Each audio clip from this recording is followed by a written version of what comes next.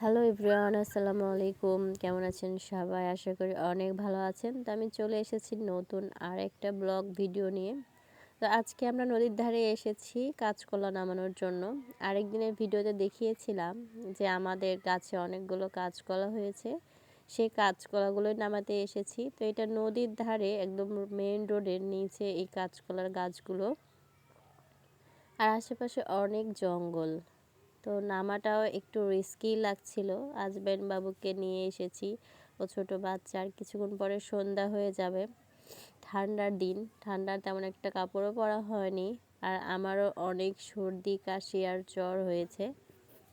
সামনে দেখছেন এই খালি জমিটাতে আমাদের প্রতি বছরই আলু করে, সরিষা করে। তো এখনও হাল বয়ে নেয়নি। আর এই যে পাশে এটাই হলো কলার গাছ। তো আমার ভাবি কলা নামাচ্ছিল, আর আমি বরাবরের মতো আজমাইন বাবুকে কোলে নিয়ে আছি। তো কলা নামাতে গিয়ে অনেকগুলো কলাও কেটে ফেলেছে, সেই কলাগুলোই গোছাচ্ছিল। আমরা খুব বড় একটা লগা নিয়ে আসিনি, ছোট একটা লগা নিয়ে এসেছি। ও হ্যাঁ, লগা মানে কি জানেন? লগা হলো ওই যে বাঁশ দিয়ে তৈরি করে না, গাছের ডাল কাটতে বা ফল পাড়ার জন্য ব্যবহার করা হয়। আমাদের এলাকাতে এটাকে লগাই বলা হয়। আমি আর আজমাইন বাবু চলে এসেছি কলা নামাতে। আমরা ওই যে শামিমা ভাবি কলা নামাচ্ছে, তাই না বাবা? তুই কি নাচু করছো? নাচো নাচো নাচো না দেখে।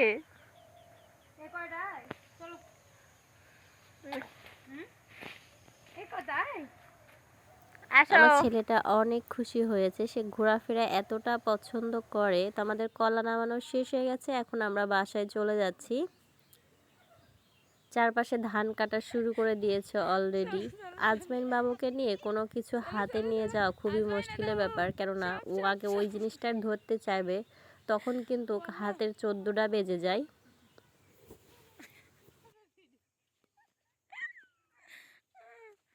যাও যাও যাও, আরে না যাও। আজমাইন, আজমাইন, যাও, আরে না যাও।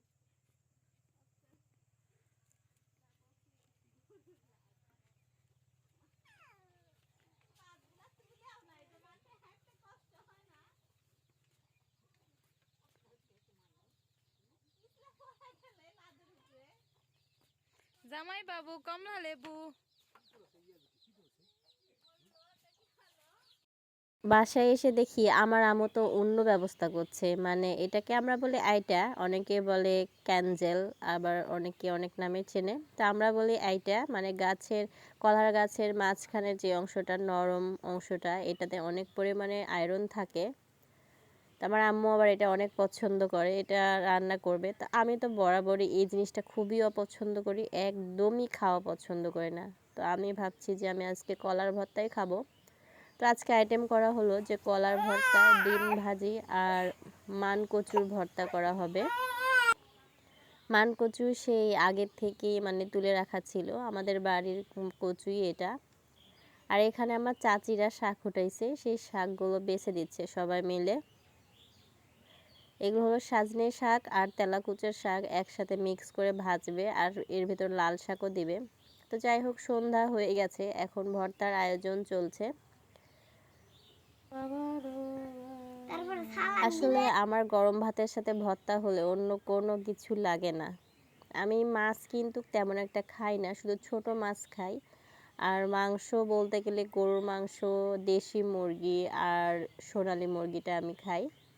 আমি মাংসর থেকে বেশি ভর্তা ভাজি বেশি পছন্দ করি। আর এটা হলো মান কচু ভর্তা করছে। মান কচুগুলো এত সুন্দর সিদ্ধ হয়েছে, মানে অসম্ভব সুন্দর স্বাদও হয়েছিল, বাট মুখের ভিতরে একটু কুটকুট করছিল, মানে মুখ হালকা চুলকাচ্ছিল। তো ভর্তা করা প্রায় শেষ হয়ে আসতেছে, এখন টমেটোর সালাডও করবে।